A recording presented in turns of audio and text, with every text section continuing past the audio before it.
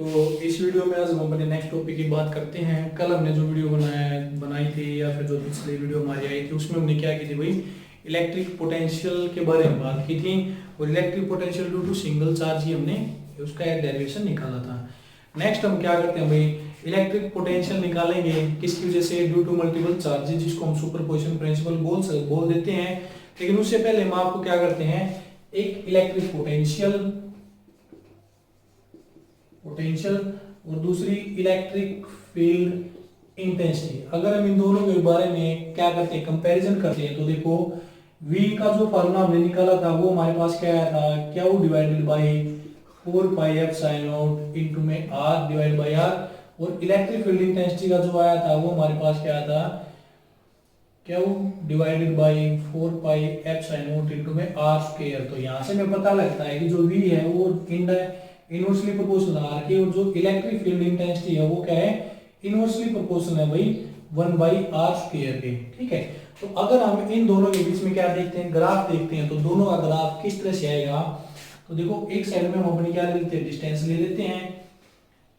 यहां पर हमने ले ली इलेक्ट्रिक फील्ड इंटेंसिटी और हम क्या ले लेंगे, इलेक्ट्रिक पोटेंशियल, इलेक्ट्रोस्टैटिक पोटेंशियल। और इस तरफ हम क्या ले लेंगे भाई, R यानी हमारी डिस्टेंस। ठीक है, तो देखो V क्या आते हैं कि V क्या करती है भाई, इनवर्सली प्रोपोर्शनल होती है R के, और यहाँ पर इलेक्ट्रिक फील्ड क्या होती है, R स्क्वायर के। तो ठीक है, तो दोनों के बीच में जो ग्राफ आएगा वो हमारा कैसा ग्राफ आएगा, अगर हम इलेक्ट्रिक फील्ड का ग्राफ देखते हैं तो इलेक्ट्रिक फील्ड का ग्राफ हमारा इस तरह से आएगा। ठीक है, यानी इलेक्ट्रिक फील्ड ज्यादा नीचे तक आएगी। और अगर हम देखते हैं, ये हमने दिखा दिया इलेक्ट्रिक फील्ड का। और अगर हम देखते हैं भाई पोटेंशियल, इलेक्ट्रोस्टैटिक पोटेंशियल की बात करें तो इलेक्ट्रोस्टैटिक पोटेंशियल हमारे पास क्या आएगी, यहां से वेरी यहां से चलेगी हमारी डॉटेड लाइन से, और इसको कट करके यहां से पहुंच जाएगी, क्योंकि ये क्या होती है भाई, R के इनवर्सली प्रोपोर्शनल है और इलेक्ट्रिक फील्ड क्या है, R स्क्वायर के इनवर्सली प्रोपोर्शनल है। तो R तो इलेक्ट्रिक फील्ड क्या होगी, ज्यादा डिक्रीज करेगी, और जो हमारी पोटेंशियल होगी वो क्या होगी, कम डिक्रीज करेगी इसके कंपैरिजन में। तो ये हमारे पास क्या था, ग्राफ आता है किस किस के बीच में, इलेक्ट्रिक फील्ड इंटेंसिटी और इलेक्ट्रोस्टैटिक पोटेंशियल के बीच में, जब हम इनको क्या करते हैं, कंपेयर करते हैं डिस्टेंस के विद रिस्पेक्ट टू। ठीक है, तो ये दोनों बीच में क्या थी, कंपैरिजन थी, तो आपको ध्यान रखना ये ग्राफ हमारे पास। नेक्स्ट हम क्या करते हैं भाई, नेक्स्ट हम बात करेंगे जो पोटेंशियल की वैल्यू हम निकालते हैं किसकी वजह से, ड्यू टू मल्टीपल चार्जेस। कल हमने सिंगल चार्ज की वजह से निकाली थी इलेक्ट्रिक पोटेंशियल की वैल्यू, अब हम निकालेंगे electrostatic potential due to multiple charges.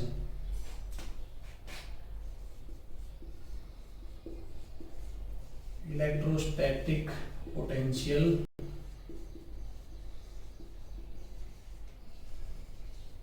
Due to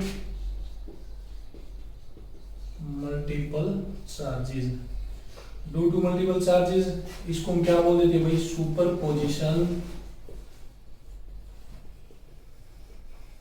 superposition principle हम इसको बोल देते हैं। ठीक है, तो ये आपने ध्यान रखना है, इसको हम सुपरपोजिशन प्रिंसिपल बोल देंगे। तो इसके लिए हम क्या करेंगे भाई, एक हम कोई भी एक पी पॉइंट हमें जूम कर लेते हैं। ठीक है, ये हमने पी पॉइंट जूम कर लिया, इसके ऊपर हम क्या रख देते हैं भाई, कोई एक यूनिट चार्ज हम अपना रख देते हैं। और यहाँ पर हमने चार्ज जूम कर लिए, ये मान लिया Q1 चार्ज है, यहाँ पर हमने Q2 चार्ज जूम कर लिया, ये Q3 कर लिया, जितने भी हम चार्ज जूम कर सकते हैं हम आप कर सकते हो यहाँ पर जूम। यहाँ पर हमने क्या कर दिया, Q4 चार्ज जूम कर लिया। इनकी जो डिस्टेंस है पी पॉइंट से वो हमने मान ली, इसकी मान ली भाई R1। ठीक है, इसकी हमने मान ली R2, इसकी डिस्टेंस हमने मान ली R3, और ये हमने मान ली भाई R4। ठीक है, तो इस पी पॉइंट के ऊपर सारे क्या दिखाएंगे भाई, अपनी अपनी पोटेंशियल को क्या करेंगे, डिफाइन करेंगे। तो देखो according to the definition of potential, ठीक है, तो potential at P due to Q1, तो इसको हम V1 से दिखा देंगे तो क्या होगा भाई, तो चार्ज हमारे पास Q1 है, तो Q1 डिवाइडेड बाई क्या आ जाएगा भाई, 4 पाई एप्सिलॉन नॉट इनटू में R1, ये आ जाएगा हमारे पास। फिर पोटेंशियल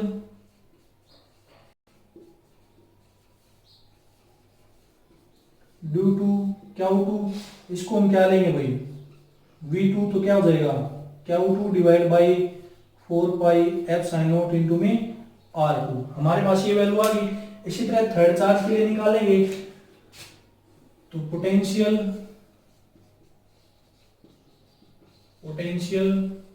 ड्यू टू Q3, तो इसकी वैल्यू हम ले लेंगे भाई V3।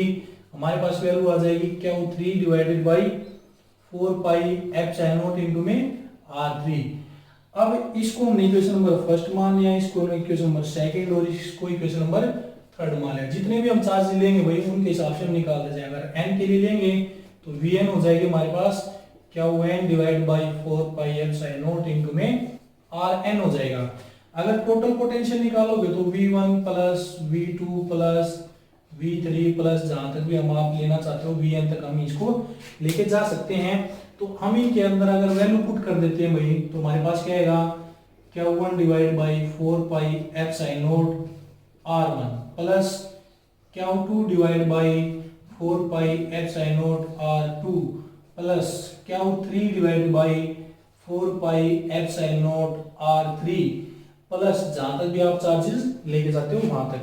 तो इसके अंदर अगर टोटल पोटेंशियल निकालो भाई, तो देखो इसके अंदर 1 by 4 pi F sine not हमारा क्या आता है, कॉमन आता है। अंदर हमारे पास क्या बचेगा Q1 by R1 plus Q2 by R2 plus Q3 by R3।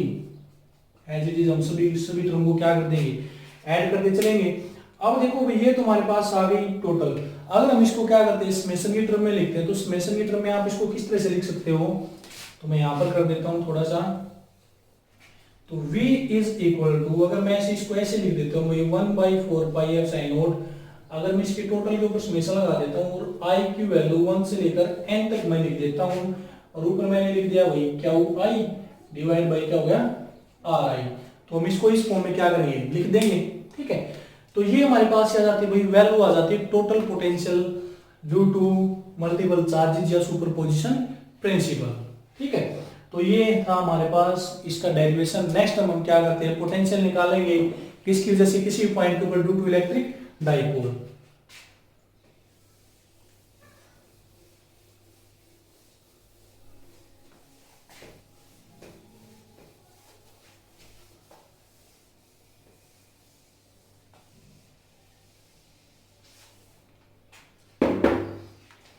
Electrostatic potential at a point due to electric dipole.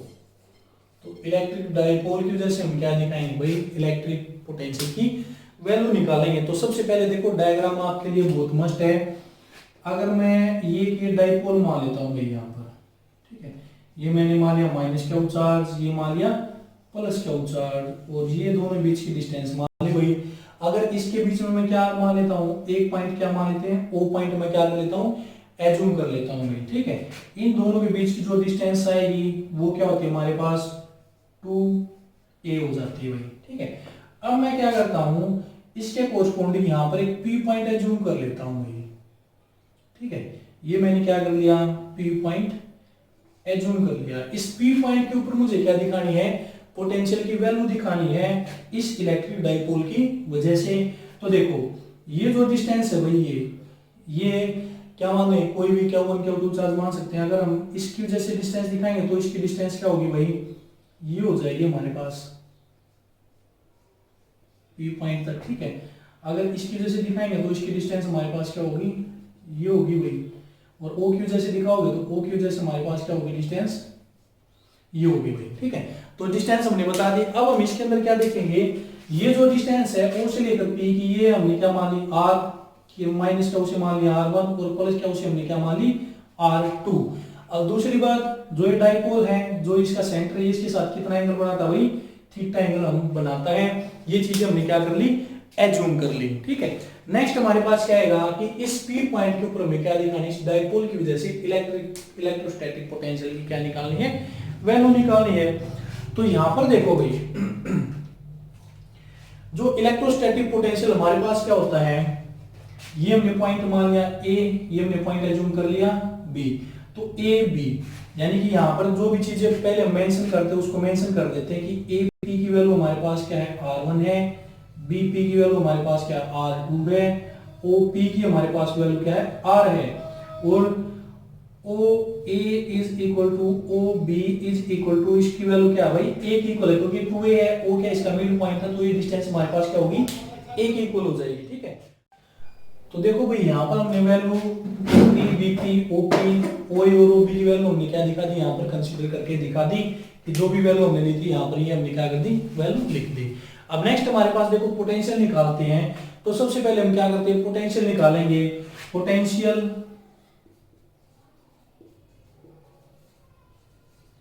Eight P due to charge minus Q. तो देखो माइनस क्यू की वजह से हम क्या निकालेंगे, ये पोटेंशियल निकालेंगे।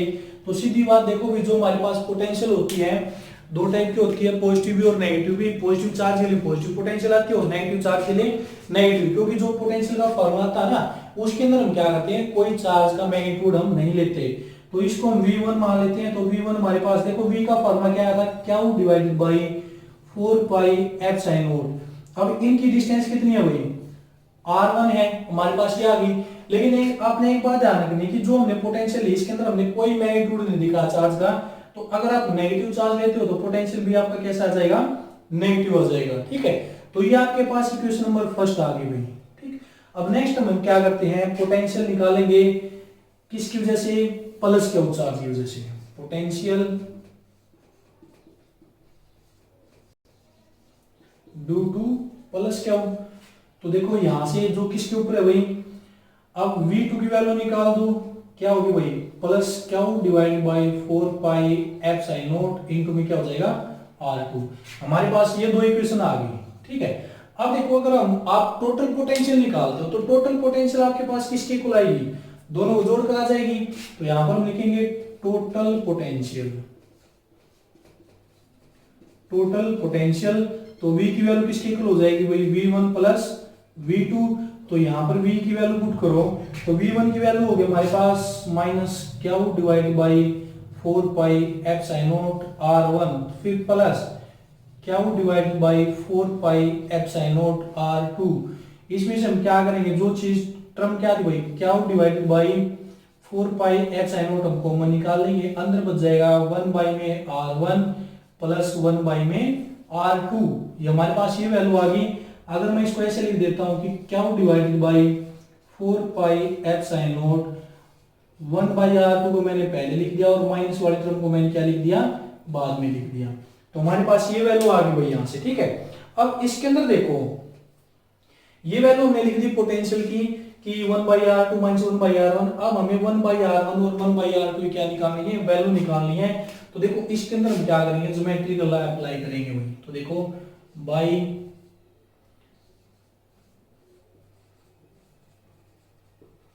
ज्योमेट्रिकल लॉ, ज्योमेट्रिकल लॉ के अंदर हम क्या करते हैं भाई अगर ज्योमेट्रिकल लॉ अप्लाई करेंगे तो इसके अंदर क्या होगा। अब देखो जो R1 है वो हमारे किस ट्रायंगल के अंदर आया भाई, R1 हमारे पास किसकी कौन सी ट्रायंगल है OAP ट्रायंगल है, यानी इन ट्रायंगल OAP इस ट्रायंगल के अंदर चलेगा भाई हम। तो देखो ये डिस्टेंस हमारी कितनी है A के इक्वल है, ये हमारी क्या होगी R के इक्वल और ये क्या होगी R1। तो हम क्या करेंगे अगर यहां से R1 की वैल्यू निकालोगे तो R1 की जो वैल्यू होगी ना भाई, तो देखो इसके अंदर ना तो कोई राइट एंगल ट्रायंगल है, तो सिंपल हम क्या लिखेंगे इसके अंदर ज्योमेट्रिकल लॉ अप्लाई करेंगे। ठीक है, तो ज्योमेट्रिकल लॉ अप्लाई करोगे तो ज्योमेट्रिकल लॉ के अकॉर्डिंग क्या होती है जो हमारे पास R1 है जिसकी हमें वैल्यू निकालनी होती है R1 का स्क्वायर, ये किसके इक्वल हो जाता है भाई बाकी जो दो साइड बची उन दोनों के स्क्वायर के और प्लस के इक्वल।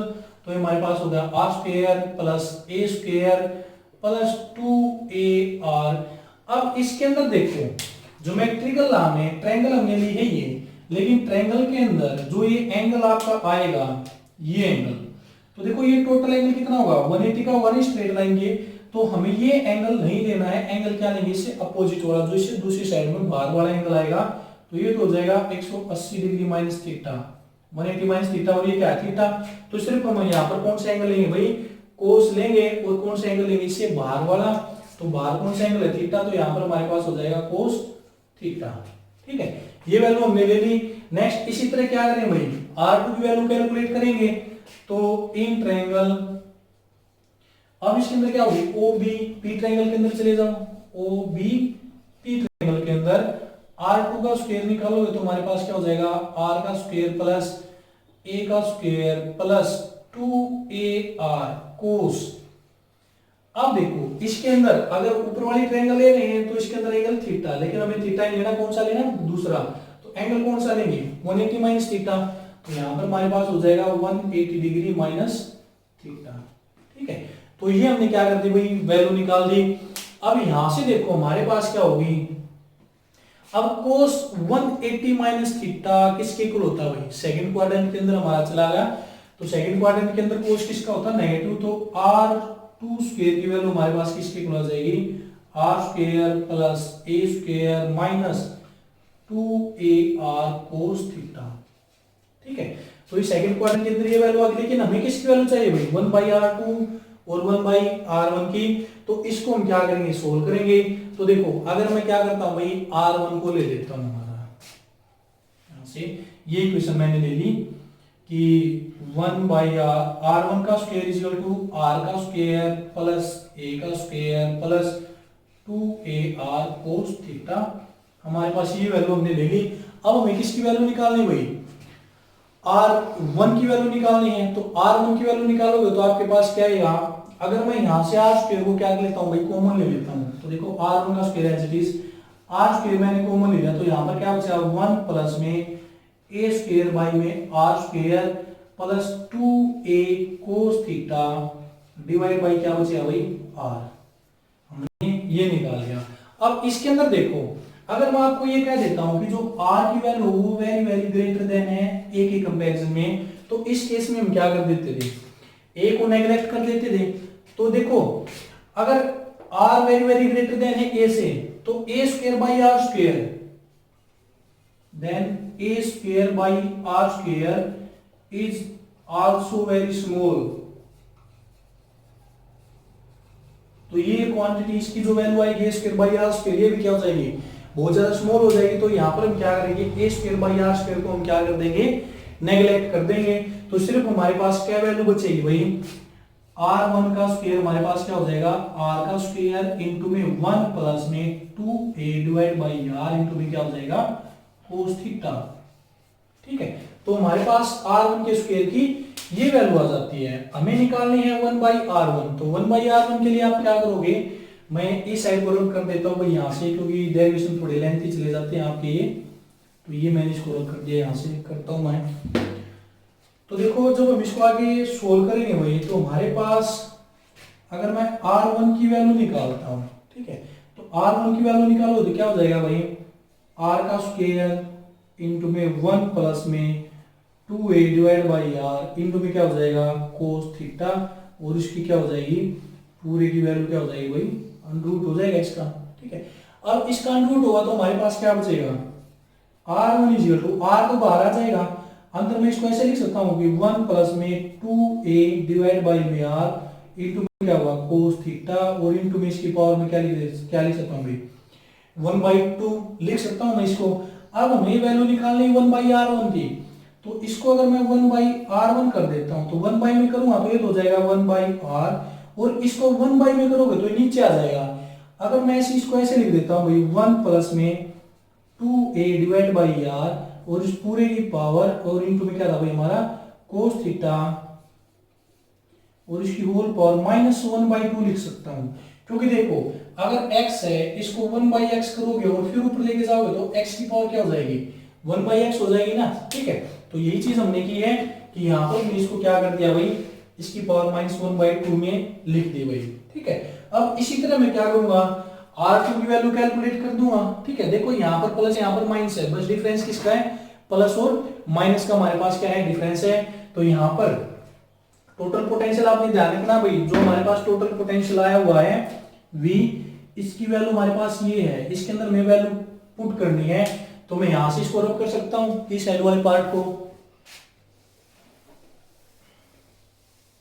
तो 1/R1 की वैल्यू हमने लिख दी, तो यहां पर अब हम क्या करेंगे, सिमिलरली करके लिख दो कि सिमिलरली 1/R1 R2, 1/R2 की वैल्यू क्या हो जाएगी, 1 में R इंटू में क्या हो जाएगा 1। अब देखो यहां पर क्या है प्लस और वहां पर क्या था minus, 1 minus 2a divide by R into में क्या हो जाएगा कोस थीटा और इसकी वैल्यू क्या हो जाएगी -1/2। हमारे पास ये वैल्यू आ गई R1 और R2 की। R1 की हमारे पास ये वैल्यू आई है यहां से, अगर आपने अच्छे से ध्यान दिया होगा तो, और R2 की वैल्यू हमारे पास ये आई है।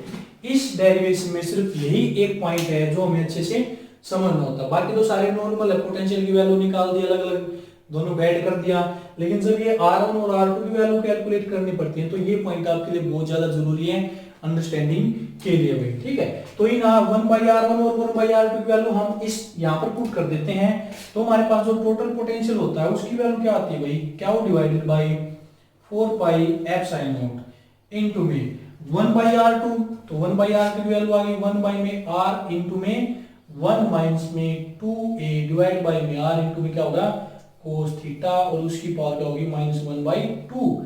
फिर माइनस का साइन बीच में लगा के फिर हम लिखेंगे भाई 1 में R, यानी R1 की वैल्यू पुट करोगे तो ये हो जाएगा 1 प्लस में 2a divide by R into में कोस थीटा और उसकी पावर -1/2। ये वैल्यू आ गई भाई हमारे पास, ठीक है। अब इसको आगे सोल्व करो, तो सोल्व करोगे तो देखो क्या हो डिवाइडेड बाई 4 एप्सिलॉन नॉट। देखो 1/R दोनों में है, इसको मैं कॉमन निकाल लेता हूं, तो 1/R मैंने कॉमन निकाल दिया। अंदर यहां पर क्या बचेगा, यहां पर बचेगा 1 minus 2a divide by R cos theta, इसकी वैल्यू -1/2 फिर माइनस लगा के यहां पर बच जाएगा 1 प्लस में 2a divide by R into में क्या होगा भाई कोस थीटा, इसकी वैल्यू भी -1/2। ये वैल्यू बची है हमारे पास। अब इसको हम क्या करें भैया आगे सोल्व करो, तो v की वैल्यू हमारे पास क्या हो जाएगी, क्या हो divided by 4 epsilon not into में R। अब देखो यहां पर आपने क्या करना भाई, बायनोमियल थ्योरम अप्लाई करते हैं हम यहां पर। तो देखो बायनोमियल थ्योरम आपने प्लस 1 क्लास के अंदर पढ़ी होगी, कहां तक यूज करनी है, फर्स्ट टर्म तक। Apply binomial theorem up to first term. First term तक हम क्या करेंगे भाई, पहली टर्म तक हम बायनोमियल थ्योरम अप्लाई करेंगे, तो v इक्वल टू क्या हो जाएगा, क्या हो divided by 4 epsilon not into में r। अब देखो बायनोमियल थ्योरम क्या होती है भाई, कि जो ये हमारे पास पावर होती है ना, ये पावर हमारी सेकंड टर्म के साथ आके मल्टीप्लाई हो जाती है, ठीक है।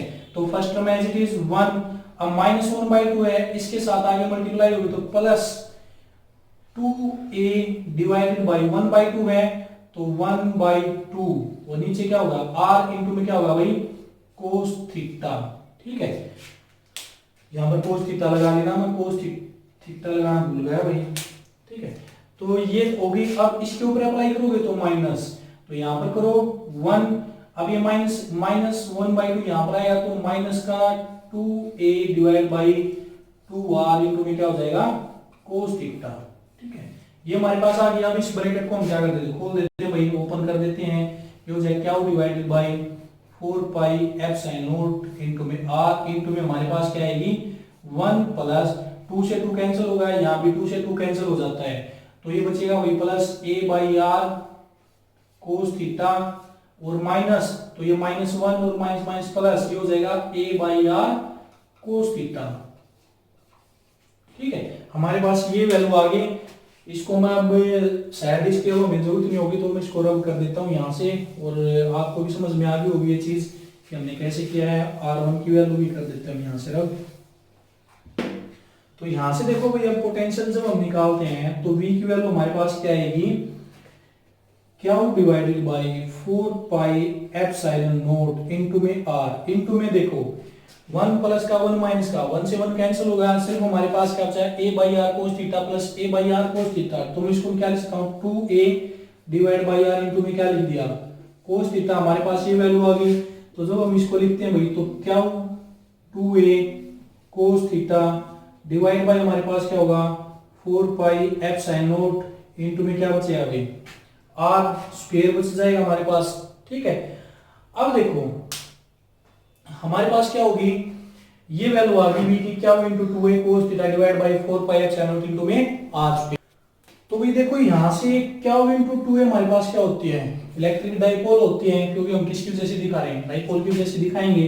तो v की वैल्यू हमारे पास क्या हो जाएगी p cos theta divide by 4 pi epsilon not into में r स्क्वायर। और यहां से देखो अगर cos थीटा, तो cos थीटा को हटाओगे तो हमें क्या लगाना पड़ेगा, यूनिट वेक्टर लगाना पड़ेगा। तो मैं इसको ऐसे लिख सकता हूं p dot r unit vector divide by हमारे पास क्या होगा 4 पाई एप्सिलॉन नॉट इनटू में r स्क्वायर। तो ये हमारे पास क्या आ जाती है भाई, इलेक्ट्रिक पोटेंशियल की वैल्यू आ जाती है कहां पर, जब हम क्या करते हैं भाई, एक इलेक्ट्रिक डाइपोल की वजह से किसी पॉइंट के ऊपर हम वैल्यू दिखा देते हैं इलेक्ट्रिक पोटेंशियल की। ठीक है, तो बस इसके अंदर जो चीज समझने की थी वो आपकी क्या थी, 1/r1 और 1/r2 की वैल्यू हम कैसे निकालते हैं, उसके अंदर हम ज्योमेट्रिकल अप्लाई करेंगे, फिर उसको हम क्या करेंगे भाई, सोल्व करके दिखाएंगे। और एक यहाँ पर आपको क्या करनी है, बायनोमियल थ्योरम अप्लाई करनी है इसके अंदर। तो देखो ये हमारे पास क्या आ गई, पोटेंशियल की वैल्यू आ जाती है उस पी पॉइंट के ऊपर ड्यू टू इलेक्ट्रिक डाइपोल। अब इससे कुछ स्पेशल केसेस होते हैं भाई, तो देखो स्पेशल केसेस क्या होंगे, अगर हम इसके एक्सिस के ऊपर लेते हैं भाई, यानी थीटा की वैल्यू अगर हम क्या ले लेते हैं 0 डिग्री ले लेते हैं भाई, तो फर्स्ट केस में हम क्या लेंगे, if theta is equal to 0 degree, theta की वैल्यू जब हम 0 डिग्री के इक्वल लेंगे तो पोटेंशियल की वैल्यू हमारे पास क्या आएगी, यानी v इज इक्वल टू हमारे पास किसके इक्वल आ जाएगी भाई, देखो ये p डॉट r, अगर p cos थीटा लेते हैं तो cos की वैल्यू क्या आएगी, यानी v की वैल्यू आई है p cos theta divide by 4 pi epsilon not into में r स्क्वायर।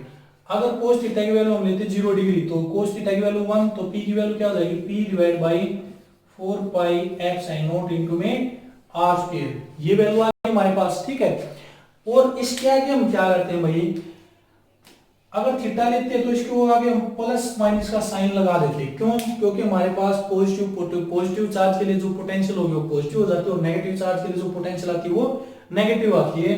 तो हम यहाँ पर पॉजिटिव चार्ज भी ले सकते हो, नेगेटिव चार्ज भी ले सकते हैं, दोनों चार्ज हम लेंगे। तो हमारे पास हमने पॉजिटिव नेगेटिव का साइन दिखा दिया इसके आगे। फिर सेकंड हमारे पास हम क्या लेते हैं, अगर इफ थीटा हमारे पास क्या होगा 90 डिग्री हो जाएगा, तो थीटा 90 डिग्री होगा तो p की वैल्यू हमारे पास क्या होगी, cos 90 की वैल्यू क्या होती है भाई 0, तो पोटेंशियल भी हमारे पास क्या हो जाएगा 0 हो जाएगा।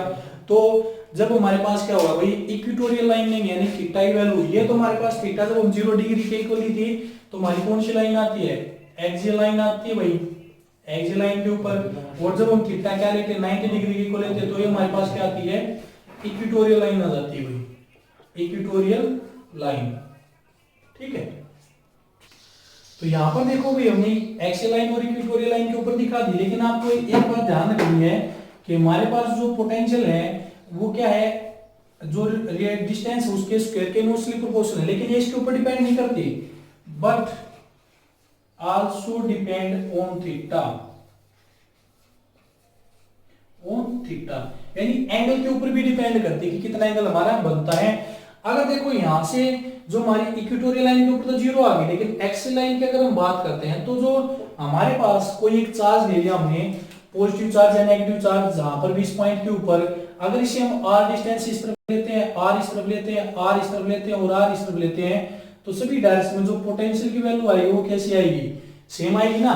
तो एक्सियल लाइन के ऊपर हमारे पास जो चार्ज की वजह से जो पोटेंशियल आएगी वो हमारे पास क्या जाएगी, स्फेरिकल, हमारे पास क्या जाएगी भाई, एक्सियली सिमेट्री आ जाएगी। ठीक है, यानी एक्सियली सिमेट्री बोल रहे हैं क्योंकि हम किसकी वजह से दिखा रहे हैं, एक्सियल लाइन की वजह से दिखा रहे हैं। तो एक्सियल लाइन के ऊपर अगर आप इस तरह से दिखाओगे, हम ये एक्सियल लाइन मान लेते हैं, इसके ऊपर कोई चार्ज रखते हैं, तो इससे जो भी यार डिस्टेंस आप लोगे इस तरह से, तो इस एक्सिस के अबाउट वो क्या हो जाएगी, सिमेट्री हो जाएगी भाई। ठीक है, डिस्टेंस जिस तरह भी आप मानोगे तो एक्सियल के अबाउट क्या हो जाएगी, सिमेट्री, तो हमारे पास क्या हो जाएगी, एक्सियली सिमेट्री। तो ये हमारे पास क्या थे, आज 2 टॉपिक थे आज की इस वीडियो के अंदर, और जो ये टॉपिक है इसको आप ध्यान से कर लेना क्योंकि इसके अंदर हमारा ज्योमेट्रिकल अप्लाई होता है। तो नेक्स्ट टॉपिक हम क्या करते हैं अगली वीडियो के अंदर करेंगे, तो तब तक आप इसके साथ बने रहें, और जैसे भी आपको वीडियो लगे तो कमेंट करके आप मुझे बता सकते हैं।